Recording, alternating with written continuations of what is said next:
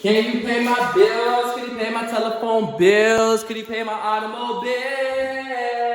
Hey, I don't think you do. So you and me are through. Da-da-da-da-da-da. Hey everybody, it's your boy, the man, the myth, the legend, the anomaly, Dwayne O'Neal Robinson, and I want to welcome you to D Space. This is a space and a place for you to gain positivity, motivation, and inspiration, all through the means of laughter. If this is your first time clicking onto my channel or one of my videos, I just want to strongly encourage you to click on that subscribe button and on that bell. Therefore, every time I upload, you will be notified of my amazing content. And to my original subscribers, where would I be without you? Thank you for your continuous love and support. Now, ladies and gentlemen, what I'm going to be talking about today is how to ball on a budget. Balling on a budget, all right, as 2020 is soon to conclude and 2021 is surely on the rise.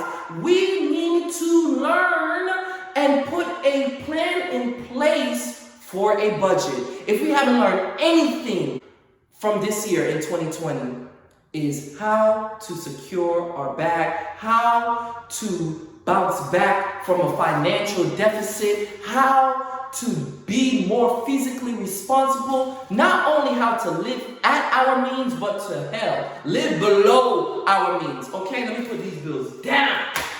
So, bear with me because I'm going to give you some tricks and tips and ways and means of how to make sure that you know how to ball on a budget.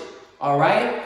I'm not a financial guru. I'm not a financial advisor, but I could give you some help along the way because I learned some things along my way and I just want to share it with you all. So, the first thing that you need to do, number one, you need to figure out how much does it cost for you to survive for 1 month. How do you do that? What you gotta do? You gotta add up all your expenses, all your bills, okay? Everything. Your car payment, your light bill, your rent, your mortgage, your child support, your alimony, whatever your bills are, add them all up. Add them all up. Once you have that figure, then you know I have to make X amount of dollars every single month in order for me to maintain the lifestyle that I have. Okay? Once you figure out that figure, then we're going to move into phase 2. Now, if you've added up all your expenses, okay, and the best way to do this is lay all your bills out. Or, since we live in a very digital age, get your bank app. Open up your bank statement where you could see where your money is going and coming. All right? How it's coming in and how it's leaving. Then you're able to say, okay, boom. I add all of these up for the month. Man, 3 things you're going to notice. Going back to that figure that you need to survive. Let's just say you need $2,700 in order to survive a month, to maintain your lifestyle. That's what you need to make. And now that you've gone through your banking statements and you added everything up for the month, you're like, man, I really spent $4,700. That means I'm $2,000 in the red. I'm in the negative. I'm in a deficit.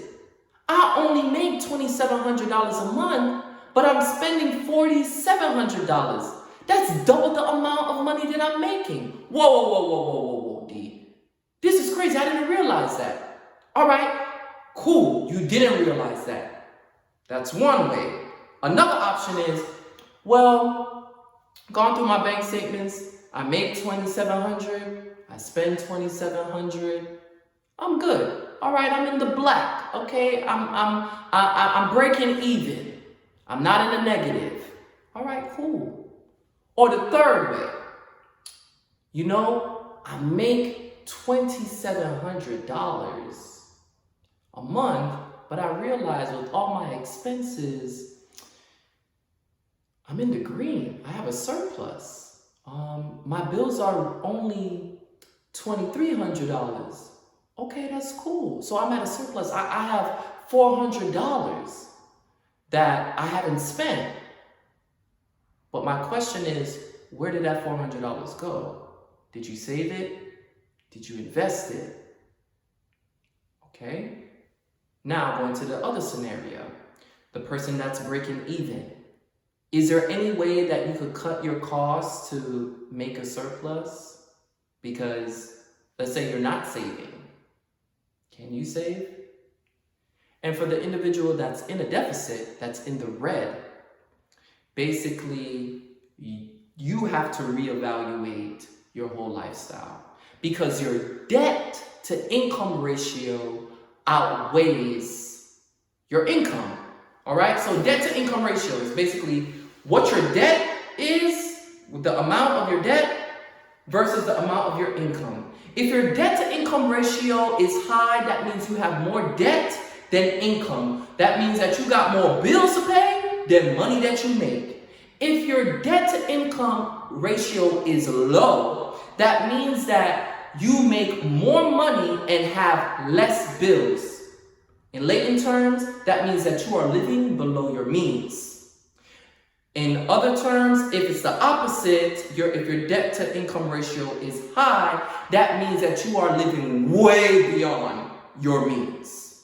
Okay? So once you figure that all out, this is where you need to start going through your banking statement with a fine-tooth comb and try to eliminate what you don't need. Do you really need to get your hair done every single week? Do you really need to get your hair cut every single week? Do you really need to get, that Starbucks every other day? Do you really need those 5 subscriptions? Is there any way that you could just narrow it down to 1? You got to start cutting back. Once you're able to cut back, once you're able to see in black and white what you're spending your money on, and you're like, whoa, I didn't even realize that, because I just have the money and I'm just swiping, paying. Now, I don't have no recollection of it. I'm not disciplined. I'm not thinking about it. I just have the money, so I just spend it. Wrong. You have to respect money, because if you don't respect money, it's not going to respect you. That's rule number 1. And you have to be disciplined. You have to take some accountability and responsibility of what money you are spending and what are you spending it on. Is it a want or a need? Are you going to die without it? Okay? Or are you going to live with it?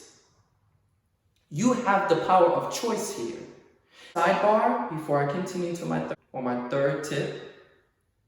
Stop saying you are broke. The more that you exude negativity, I believe the devil is the prince of the air. That is what is going to come to you. Speak positivity. Oh, I'm broke, I'm broke, I'm broke. No. Right now, I'm transitioning financially. That sounds better than broke.